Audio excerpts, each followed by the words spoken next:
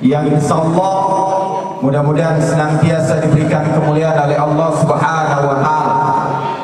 Guru-guru kita semua yang hari ini hadir, yang kita doakan senantiasa diberikan kesehatan oleh Allah Subhanahu wa taala untuk senantiasa bisa memberikan pencerahan dalam hidup kita semua.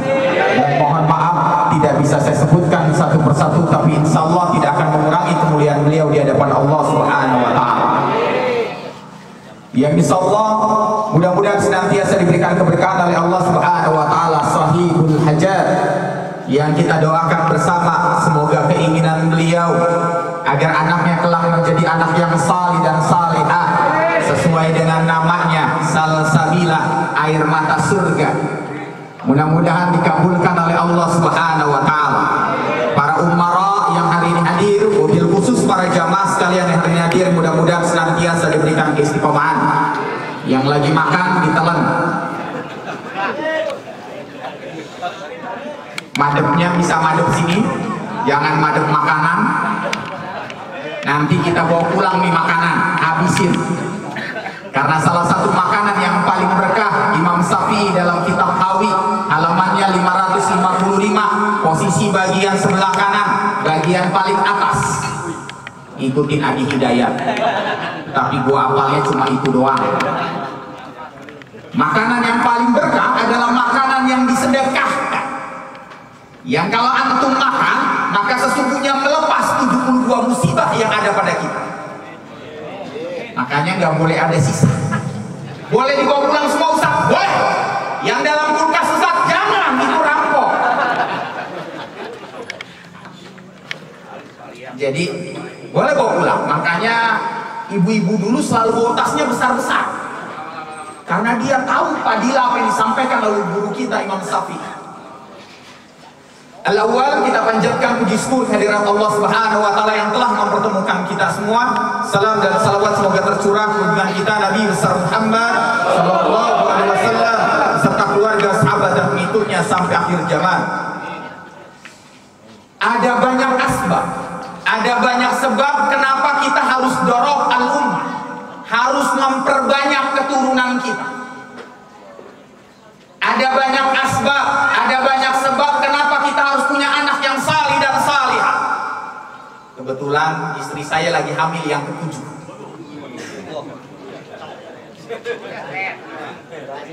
Biasa, apalagi pesantren Kobongan, biasa pakai sarung doang ya, kadang kagak pakai daleman. Demen banget deh gitu. Ada banyak asbab kenapa kita harus banyak keturunan, dorong al-ummah, karena kita nanti nggak tahu dari anak mana yang akan menjadi miftahul jannah buat kita. Anak satu hobinya main Mobile Legends, wassalam sudah. Ada di sini. Anak satu mainnya hobinya main Free Fire, wassalam sudah. Ada. Udah main terjun, lompat doang di danau lagi.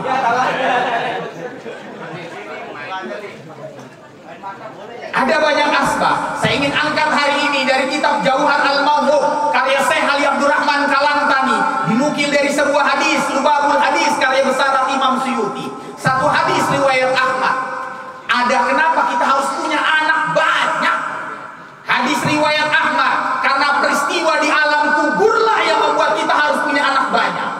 Idza mayital kubur, kalau antum semua dimasukkan dalam kubur, kalau ayah kita dimasukkan dalam kubur, kalau ibu kita dimasukkan dalam kubur, wal zalamu taghat alaihi, tanah belum ditutup, baru ditaruh papan-papan dalam keadaan miring, baru diambil tanah dijadikan bulatan untuk bantalan si mayit. Bagi yang pernah ke kuburan tahu. Wal zalamu taghat alaihi, orang lain belum ninggalin tanah, belum ninggalin kuburan 7 langkah. Wal zalamu taghat alaihi yurifikuhu arba'atun nari, sesungguhnya tanah itu belum ditutup, sesungguhnya si mayit itu telah dijejali oleh 4 api di tubuhnya. Serem banget ya. Hadis ini jarang diangkat nih, jarang diangkat. Baru dimasukin sudah ada 4 api di tubuhnya. Ziyadatan amalan hasanah, itu si mayit bisa bertambah kebaikannya, au ziyadatan amalan sayyi'ah, atau bisa bertambah keburukannya. Si mayit baru dimasukin, amalannya bisa bertambah, atau amalannya atau bertambah keburukannya. Dari mana tambahan kebaikannya? Yang pertama, dari doa anak-anak yang sah. Hanya Pak, punya banyak anak 7 yang ngirimin 7. Anak yang ngirimin doa Pak, itu nggak ada hijab, langsung nyampe. Langsung nyampe. Nggak ada kemudian diperiksa lagi, langsung nyampe. Maka lihat kitab Duratun Nasihin, karya Syekh Utsman bin Husain. Apa kata beliau? Seseorang yang ngirimin doa, seorang anak yang ngirimin doa untuk orang tuanya di waktu Isya. Kalau orang tuanya disiksa dalam kuburnya, maka siksaannya ditahan sampai datang waktu subuh. Kalau dia ngirimin doa di waktu subuh, maka siksaannya ditahan sampai datang waktu zuhur. Kalau dia ngirimin di waktu zuhur, siksaannya ditahan sampai datang waktu asar. Kalau dia ngirimin 5 waktu, maka ghurfatil qabri, dilapangkan kuburnya, ibaqah, dibuat wangi jasadnya, wa mulin nuri, dan dipenuhi cahaya dalam kuburnya.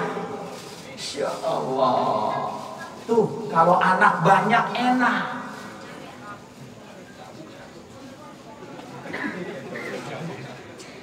Banyak anak enak Pak, yang ngiriminnya banyak.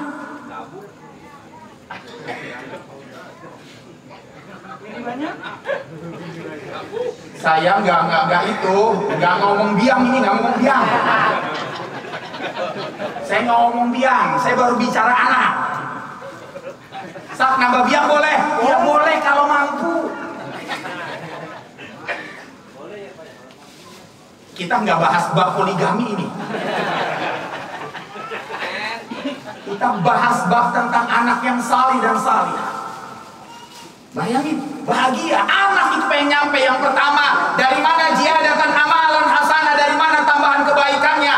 Dari orang-orang yang ikut ke kuburannya, dari orang-orang yang nganterin jenazahnya sampai kuburan, dari orang-orang yang ikut nyolatin. Kalau ada 100 orang yang nyolatin, 100 kebaikan buat si mayit. Kalau ada 1000 orang, 1000 kebaikan buat si mayit. Allahumma firlahu, diaminin 100 orang, 100 kebaikan buat dia. Masya Allah. Makanya kalau meninggal lebih banyak yang datang, bahagia Pak. Lagi pandemi mah kagak Pak, ngeliat dari jauh doang. Udah dimasukin apa belum tuh ya? Dimandiinnya mana pakai pampers. Viralnya kan begitu, mandinya pas dibuka ada pampers. Sedih Pak. Dan nggak mungkin Pak kalau kita meninggal dunia yang ikut banyak. Nggak mungkin Pak kalau kita meninggal dunia yang nyolatin banyak. Nggak mungkin Pak kalau kita meninggal dunia kalau yang datang ke kuburannya banyak. Nggak mungkin kalau Bapak tidak suka sholat berjamaah. Ini sindiran ya? Sindiran. Nggak mungkin. Kenapa Pak? Wa allafa baina qulubihim. Allah lah yang nancepin nama orang tersebut di hati orang yang ketika dia meninggal. Siapa yang meninggal? Pak Mansur. Ada? Ada di luar. Oh, di luar. Siapa yang meninggal? Pak RT. Ada dalam. Ada Pak RT. Pak RT sana. Pak RT yang rajin sholat, yang rajin azan, betul. Kalau begitu nih Allah tanami namanya di hati kita. Saya mau datang, saya mau ikut sholat, saya mau nganterin sampai ke pemakaman. Insya Allah. Allah Pak. Maka akhirnya kita ngikut. Rela-rela kita Pak ninggalin pekerjaan kita. Berapa banyak orang yang meninggal dunia, kita cuma takziah lantas berangkat kerja. Ada? Karena Allah tidak tancapkan nama itu di hatinya. Dan gak mungkin Pak nama itu ditancepin kalau Bapak gak suka sholat berjamaah, kalau Bapak gak suka datang ke majelis ilmu, kalau Bapak tidak suka kerja bakti. Ini titipan Pak RT.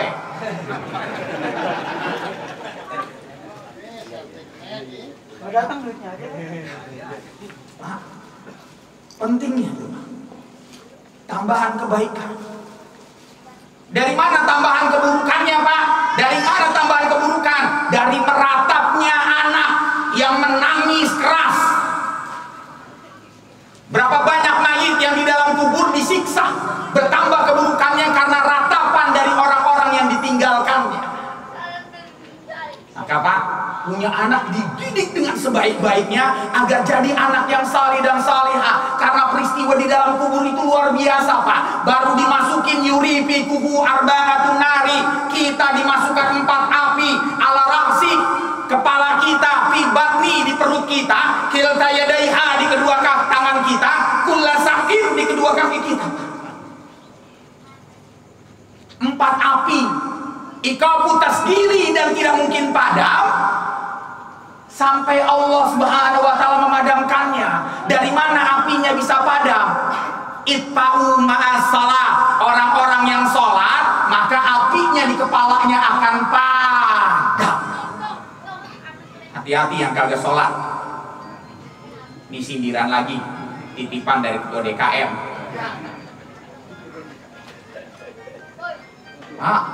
Hati-hati. Orang yang dimasukin dalam kubur, Pak, idza mayital kubur, orang yang dimasukkan dalam kubur wal zalamu tagat alai, setelah tanah menutupnya, Pak, datang tuh amalannya. Ketika amalannya datang, taghirul wajhur, berubahlah wajahnya. Kalau dia tidak suka sholat, masalul inzir, berubahlah wajahnya menjadi babi. Serem, Pak. Serem. Makanya kalau kita punya istri kagak suka sholat, bapak tidur sama Bu. Kalau babi, Bu, punya suami kagak sholat, berarti ibu tidur sama bapak sewot banget kayaknya. Bagong. Kalau anak muda sekarang Pikachu. Jipang. Dia Bipang ya. Iya, yang lagi heboh itu. Oleh-oleh Bipang. Yang gua tahu biji ketapang. Bayangin, Pak. Itu yang kagak sholat. Apinya, alhamdulillah tadi kita sholat, apinya padam. Perlu tipe tubuh kita apa enggak akan padam sampai itfa'u ma'asyam, sampai kita termasuk orang-orang yang senantiasa berpuasa. Orang yang berpuasa dipadamkan perutnya. Kita tidak mungkin tangan di tangan kita apinya bisa padam sampai kita termasuk orang-orang yang bersedekah. Kaki kita di apinya enggak akan padam sampai kita termasuk orang yang datang ke majelis ilmu. Nih, kita hari ini kan ada punya pengajian majelis nih. Ada Ustadz Masdar. Jadi kalau yang kagak datang, kagak suka datang, alasannya rematik mulu, alasannya asam urat mulu, alasannya pengapuran mulu, encok gua Ustaz. Iya encok, lu mancing dari pagi sampai sore. Orang mah jadi Sunan Kalijaga, lu Sunan Jaga Kali. Mancing mulu, dapat ikannya paling ikan sapu-sapu, paling jauh sepat sama betok. Ini kagak nyindir lagi nih. Giliran pas waktunya ngaji dia kagak datang, api Pak terbakar. Ditinggalin tuh orang, 7 langkah orang meninggalkannya. Wal zalamu tagat alai, lantas tanah telah menutupnya. Atamalaka ini aswadani asraqani, datang itu malaikat berwajah hitam dan malaikat berwajah biru. Siapa malaikat berwajah hitam? Munkar. Siapa malaikat berwajah biru? Nakir. Mazalat, bersama dengan malaikat penyiksa namanya Jabaniyah. Tangan kanannya memegang gada dan tangan kirinya memegang cambuk. Yang kalau kita ditanya man rabbuka, siapa Tuhanmu, dan kita tidak bisa menjawabnya, ditangkaplah dengan cambuknya dan dihajar dengan gadahnya. Subhaza inahaza makuntum bihi tamtarun, rasain lu. Serem nih. Hari ini kayaknya serem banget nih. Habis Manrok buka, mancing. Kenapa kok bisa begitu? Hobi-hobi dan kesenangan kita kadang jadi Tuhan. Waktu sholat dia tidak tinggalkan, tetap dilanjutin. Maka kalau bapak mancing tiba-tiba ajan, bapak kagak berhenti, siapa Tuhannya? Mancing. Bapak lagi touring, lantas kemudian ajan bapak kagak berhenti, apa Tuhannya? Touring. Bapak lagi main kalambor, sekarang udah gak ada kalambor ya. Bulu tangkis. Wah. Main bulu tangkisnya habis isya, jangan habis maghrib. Jadinya pas isya jadinya gua gerah, ketek gua lepek banget. Alasannya ada aja Pak, giliran dipanggil. Padahal nanti jangan sampai Pak, kebahagiaan kita kalau kita meninggal dunia Pak, yang ikut nyolatin banyak.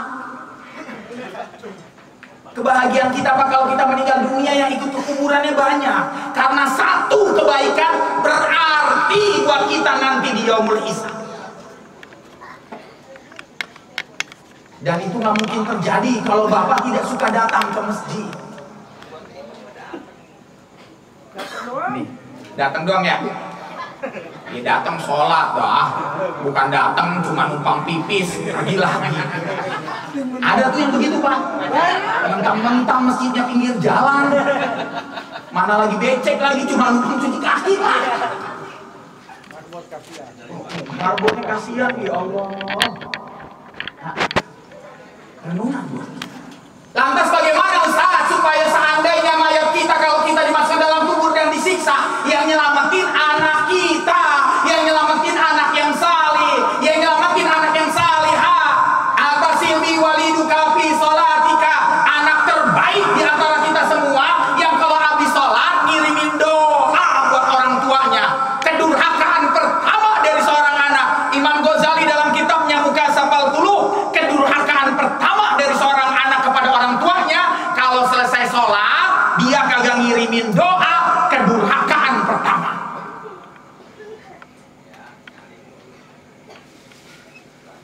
Bro, ingetin yang muda, ingetin penting banget Pak, ngirimin doa ke orang tua, kedurhakaan pertama itu Pak. Kedurhakaan berikutnya, atasilbi waliduka fi shadaqatika.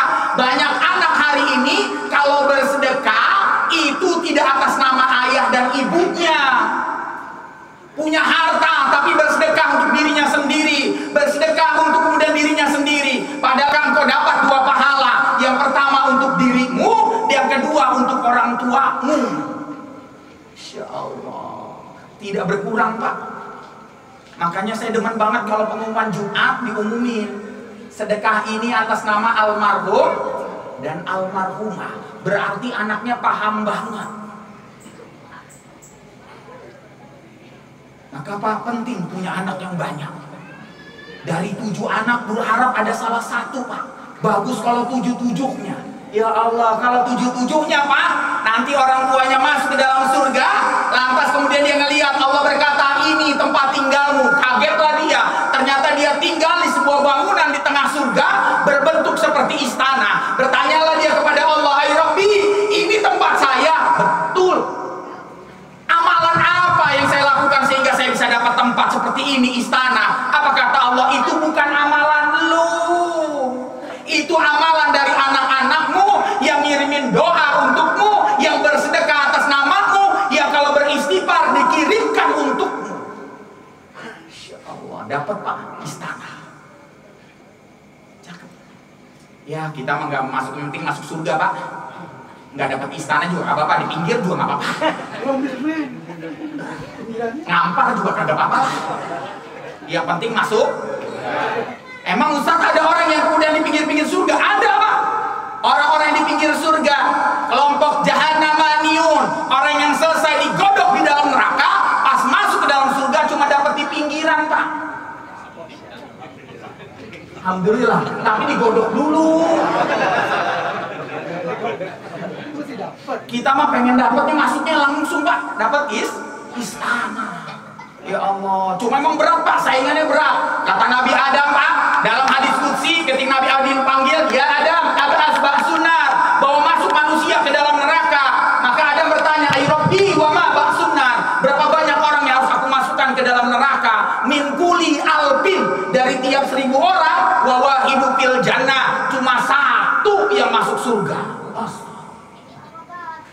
kira-kira kita di RT ini ada 1000, Pak RT. Kira-kira siapa yang masuk surga? Ya kita semua. Kita kan saingan sama RT sebelah.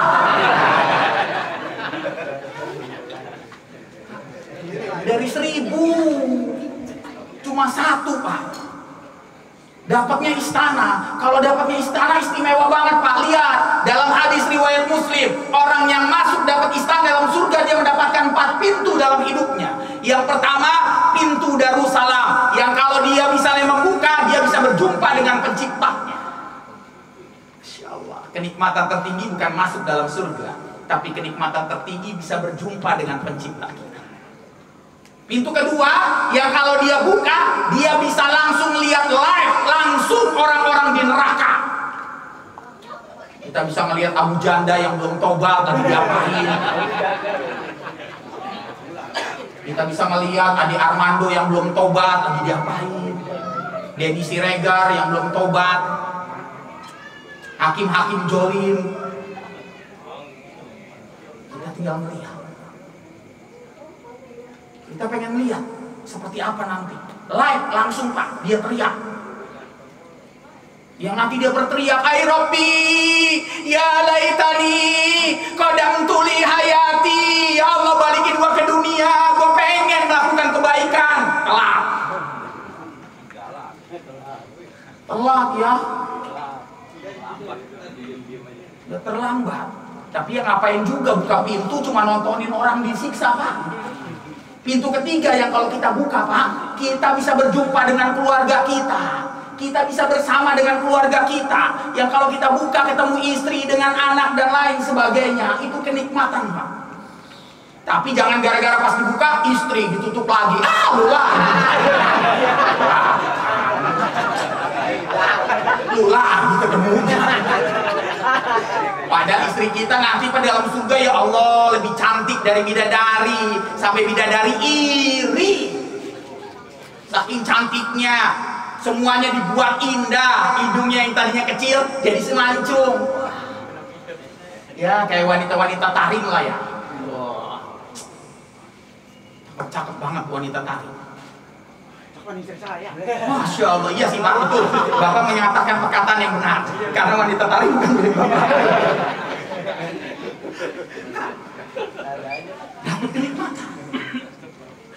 Maka apa yang bisa nolong kalau kita lagi disiksa anak kita? Maka memperbanyak anak penting. Makanya hari ini masih produktif, lanjutkan produksinya. Bikin lagi. Bikin, Pak. Saya nggak pakai jeda. Anak saya yang pertama itu usianya 20 tahun. Saya nikah usia 19 tahun, ngikutin guru saya. Perintah guru saya menjadi wajib bagi saya. Nikah. Bang, nikah. Nikah lagi. Oh, guru saya nyuruh, guru saya belum nyuruh. Oh, saya nyuruh. Saya wakilin. Guru saya nikah usia 19 tahun. Kebetulan saya dari Aba Anom, Suralaya, Toreko Nasyabandiyah. Suruh nikah. Guru saya Kiai Haji Mahmud Sidik, murid ketiga dari Aba Anom. Nikah, saya nikah 19 tahun. Dan anak saya sekarang yang paling besar umur 20 tahun. November ini dia nikah. Karena sudah ketemu dengan orang soleh, maka bergegas saya nikah. Maka nanti bisa jadi nanti segera saya punya cucu. Tapi saya lagi ambil istri yang ketujuh. Jadi namanya cunak, cucu dan anak. Jadi nanti akekanya 2 sekaligus. Barengin aja sama gua.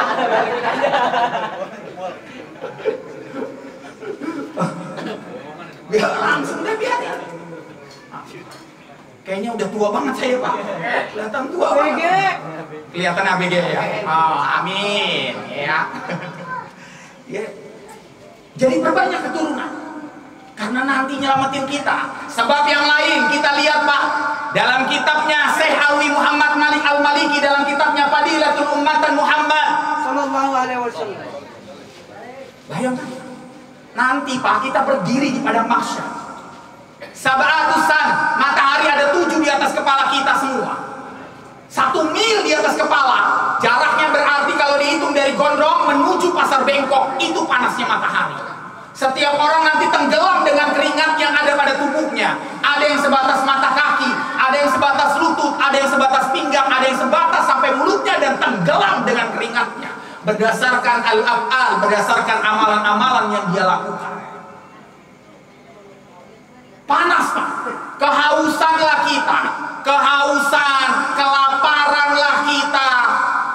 Lantas antrilah kita, Pak, di Telaga Al-Kausar. Semua umat Islam antri di Telaga Al-Kausar. Karena kalau minum dari air Telaga Al-Kausar, hilang panas kita dan mampu berdiri 50.000 tahun di padang mahsyar. Kalau kita minum air Telaga Al-Kausar, kita mampu berdiri di padang mahsyar 50.000 tahun tanpa kelaparan dan kehausan. Antri, Pak. Bayangin kalau kita antrinya nomor 2 miliar. Wah, lama banget. Saya antri vaksin aja nomor 234, lama banget, Pak. Padahal yang ngadain murid ngaji saya. Kok saya dapat nomor 234, Ustaz terakhir. Kok terakhir? Iya, Ustaz biasa penutupan sambil doa. Astagfirullahaladzim. Lu pikir majelis? Benar 234, Pak, terakhir disuntik sama Sinovac.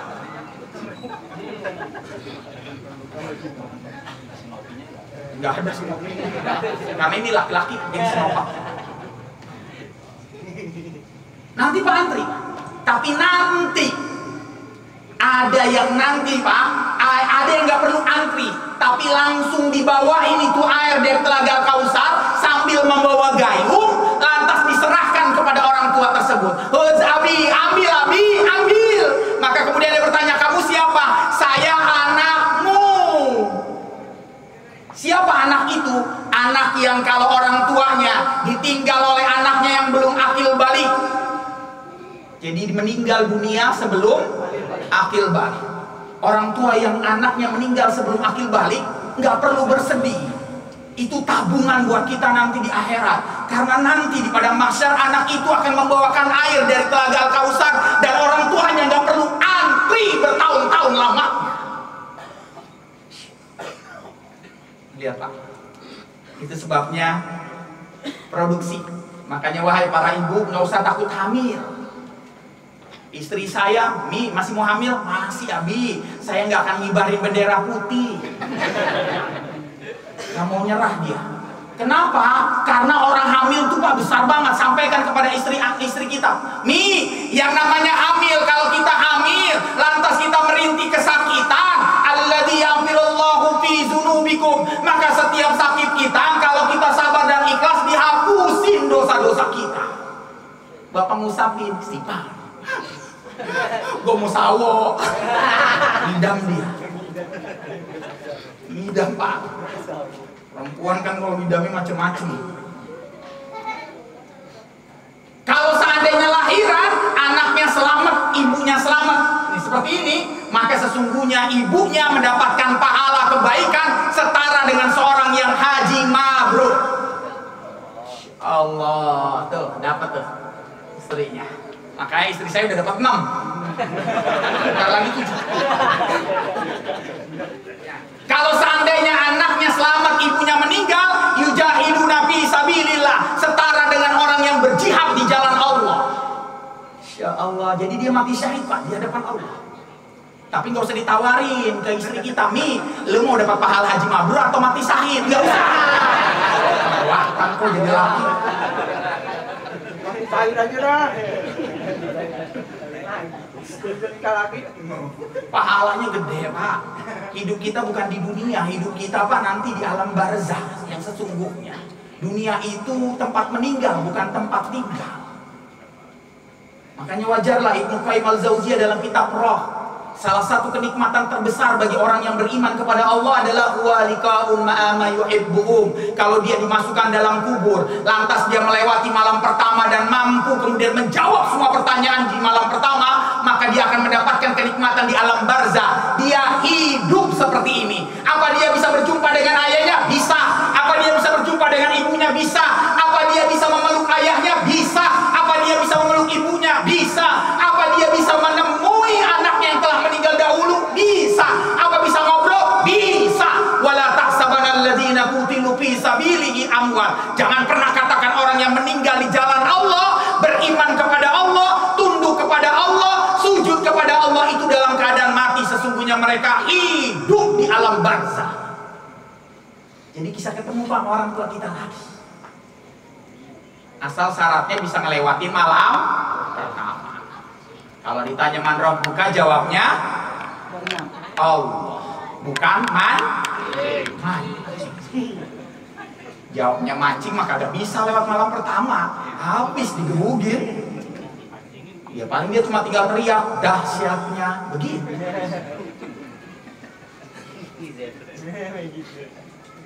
Berapa? Itu asbab kedua Pak. Asbab ketiga, ada yang nanti Pak kalau sudah melewati jembatan Siratal Mustaqim, yang selamat yang tidak selamat akan jatuh di lembah neraka. Sebelum dimasukkan ke dalam pintu-pintu neraka, yang selamat Pak akan dimasukkan yang namanya sebuah bangunan Al-Qantara, sabit binayat aliyah, luasnya seluas langit dan bumi. Dia masuk bangunan Al-Qantara untuk disucikan dirinya dan dipersiapkan masuk ke dalam surga. Nanti Pak, Yaumul Hazmi, itulah hari dimana nanti hari paling menyedihkan. Kenapa hari yang paling menyedihkan? Nanti ada seorang anak yang lantas dia cari ayah dan ibunya.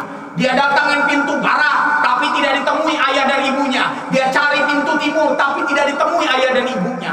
Laporlah dia kepada Allah, "Ay Rabbi, ya Allah, di mana ayah dan ibu saya?" Ini renungan ini. Lantas kata Allah, ayah dan ibumu berada di dalam neraka. Ayah dan ibumu berada dalam neraka. Nangislah anaknya, "Ay Rabbi, la yumkin, tidak mungkin ayah saya berada dalam neraka. Dia yang mendidik saya, dia yang nganterin ngaji, dia yang nyekolahin saya di SDIT, sekolah dasar Islam termahal." Ya, SDIT mahal ya. Dia yang masukin saya pesantren. Bagaimana mungkin orang tua saya masuk ke dalam neraka Pak? Dengerin apa kata Allah dalam hadis riwayat Muslim muttafaqun alaih. Kata Rasulullah, "La yadkhulul jannah." Orang tuamu tidak mungkin masuk surga hatta yatima tasdidu aldin, karena dia punya hutang di dunia yang belum dibayarkan. Pak, pernah nanya nggak orang tua kita punya hutang? Pernah nanya kagak? Pernah nanya kagak?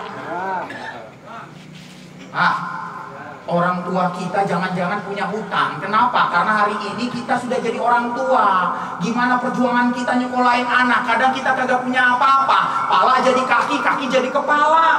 Sampai jalan susah, orang kepalanya ada di kaki. Akhirnya kita pilih apa? Hutang. Dan kadang-kadang kita belum sampai besar meninggal dunia, kita belum bayar.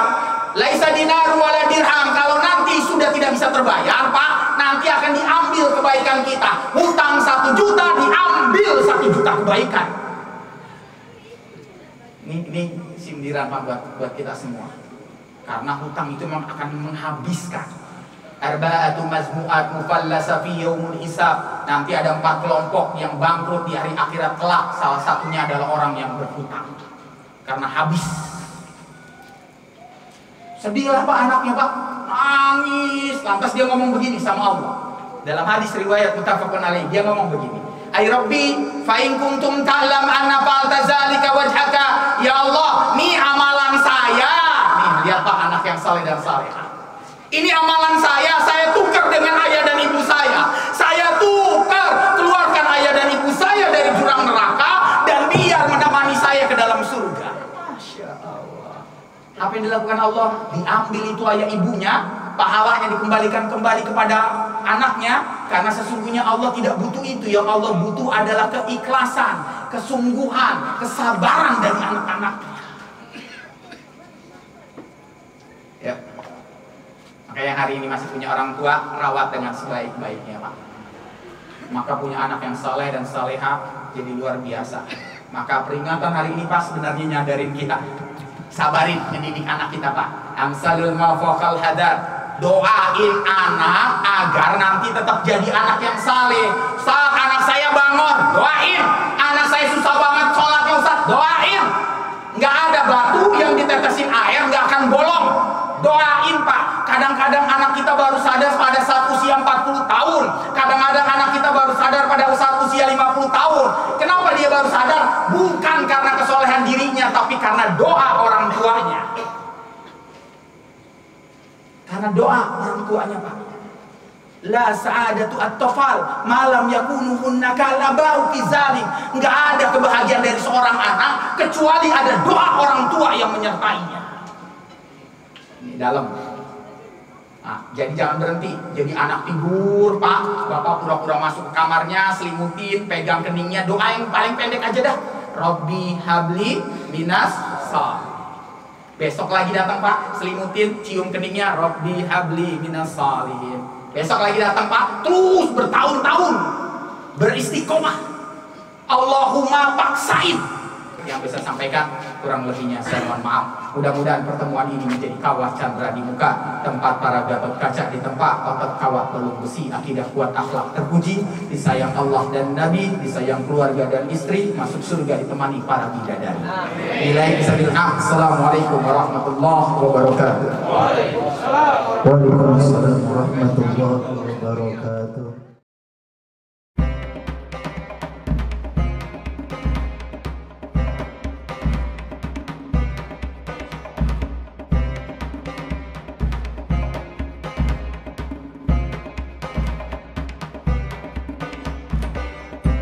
Thank you.